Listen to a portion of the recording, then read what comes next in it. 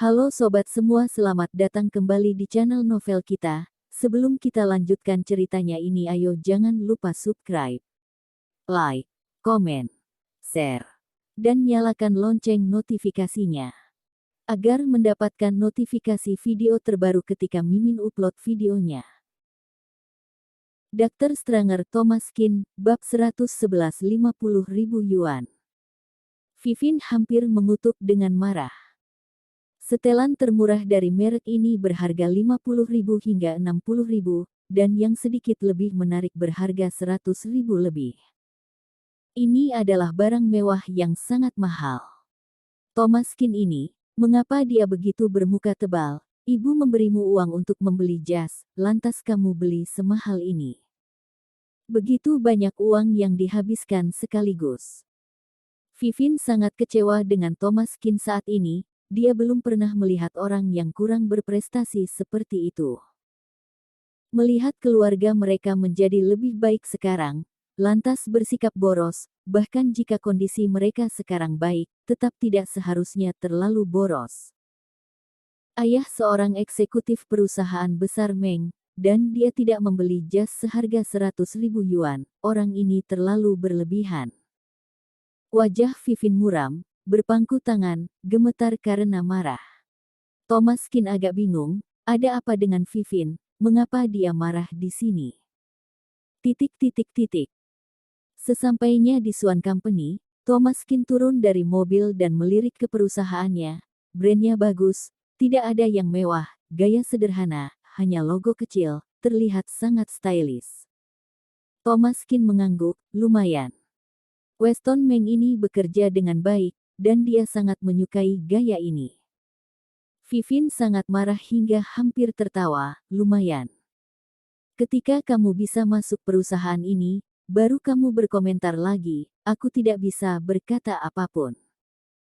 Jika Ernie Tang tidak memaksanya datang, Vivin benar-benar tidak ingin mengurus Thomas Kin. Masuk ke dalam perusahaan, dekorasi di dalamnya sangat bermutu tinggi, dengan gaya perusahaan besar. Meja resepsionisnya cantik, ramah dan sopan. Untuk kesan pertama, Thomas Kin cukup puas. Naik lift ke lantai 2, masuk ke Departemen Sumber Daya Manusia, dan temui teman Vivin, Davion G. Kak Davion, ini kerabat aku Thomas Kin, aku benar-benar merepotkan kamu hari ini. Vivin memasang wajah tersenyum, sangat sopan. Davion G mengangguk, dengan sedikit arogansi di wajahnya, sedikit meremehkan, bersandar di kursi, dan bertanya. Gelar apa? Vivin tampak kaku dan berkata.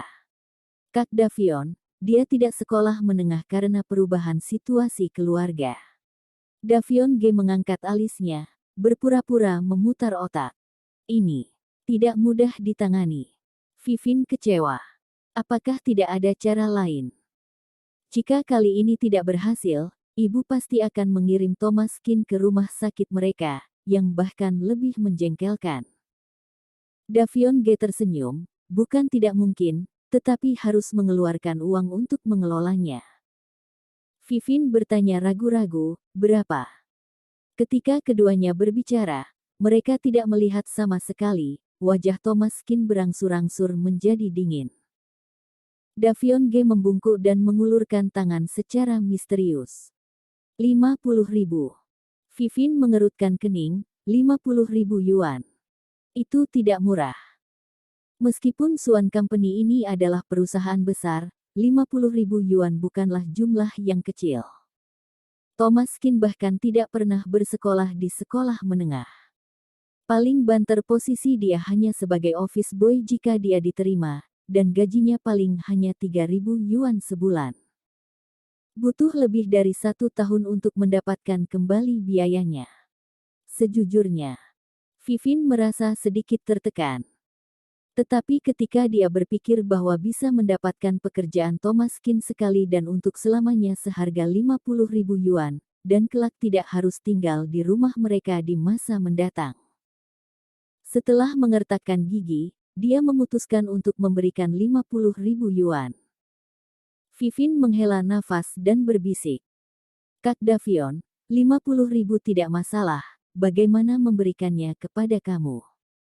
Thomas Kin mengerutkan kening saat mendengar Vivin ingin membayar. Jangan berikan. Setelah berbicara, Thomas Kin menatap Davion Ge dengan dingin dan bertanya. Sumber daya manusia perusahaan adalah departemen yang sangat penting.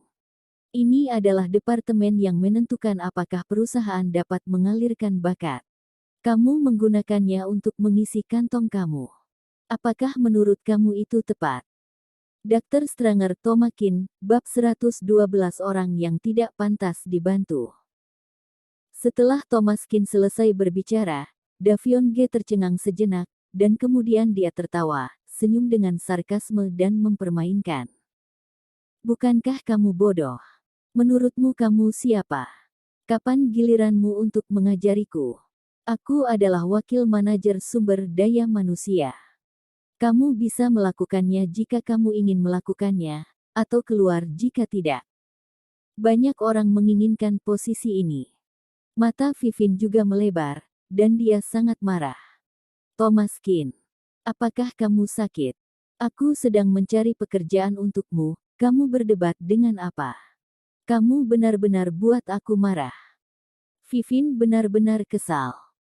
Thomas Kin bodoh, karena tidak memiliki ijazah SMA, jika mencari pekerjaan, apalagi yang bisa dilakukan tanpa melalui pintu belakang. Awalnya, datang untuk berlindung di rumah mereka memberikan bantuan dan mengeluarkan uang, akhirnya bisa menemukan pekerjaan untuknya, dan dia ternyata mengkuliahi orang.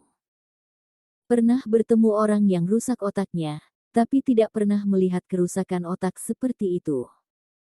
Thomas Kin berkata, tidak perlu mengeluarkan uang ini, ayo pergi. Thomas Kin bangkit dan langsung keluar. Mulut Vivin berkedut dengan keras, wajahnya menjadi hitam karena marah, dia terus meminta maaf kepada Davion Ge, dan kemudian mengikuti. Thomas Kin, berhenti. Apa kamu sakit? Menurutmu tidak mahal membeli jas seharga lebih dari 100.000 yuan. Sekarang mahal untuk mencari pekerjaan dan menghabiskan 50.000 yuan. Jika bukan karena ibuku, aku terlalu malas untuk urus kamu. Thomas Kin juga tahu bahwa Vivin baik hati, tetapi sepupu ini terlalu percaya diri. Kamu tidak perlu khawatir tentang pekerjaan lagi, kamu bisa kembali.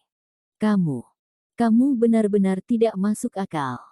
Orang yang tidak pantas dibantu. Mati keki aku. Vivin benar-benar marah kali ini, Thomas Kin terlalu belagu. Dia mengatur pekerjaan untuknya dengan niat baik. Dia tidak mengatakan apa-apa ketika mengacaukannya, lebih parahnya bahkan tidak berterima kasih padanya sama sekali, dan dia terlihat sangat bangga. Menghabiskan 100.000 yuan ibunya untuk membeli jas, dan berkata dia tidak perlu khawatir tentang itu. Orang seperti ini seharusnya tidak perlu diurus, biarkan dia mati kelaparan. Vivin melambaikan tangannya dengan marah dan pulang naik taksi. Sampai masuk rumah, masih bernapas dalam-dalam dengan wajah memerah. Ernie Tang segera datang dan bertanya. Putriku, bagaimana? Apakah Thomas diterima? Diterima kentut. Vivin melempar tasnya ke lantai dan duduk di sofa, mengertakkan gigi karena marah. Bu, jangan suruh aku urus masalah sepele dia lagi, aku tidak tahan lagi. Tahukah kamu, dia baru saja membeli jas seharga lebih dari 100.000 yuan dengan kartumu. Ketika tiba di perusahaan, akhirnya memberinya kesempatan. Orangnya bilang bisa membiarkannya masuk jika diberikan 50.000 yuan, tetapi dia malahan menguliahi wakil manajernya. Itu semua uang kita, apa yang dia risaukan?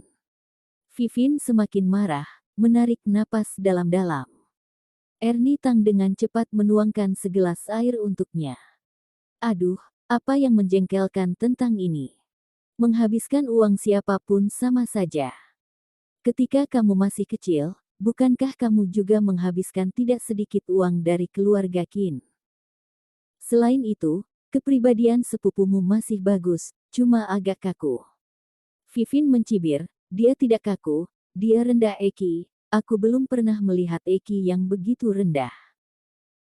Bu, kenapa berikan kepadanya begitu banyak uang untuk membeli sepotong pakaian lebih dari 100.000? Ayahku saja tidak memakainya semahal itu. Ernie Tang mengerutkan kening, ratusan ribu. Bukankah seharusnya, kartu aku hanya 50.000 yuan? Bersambung.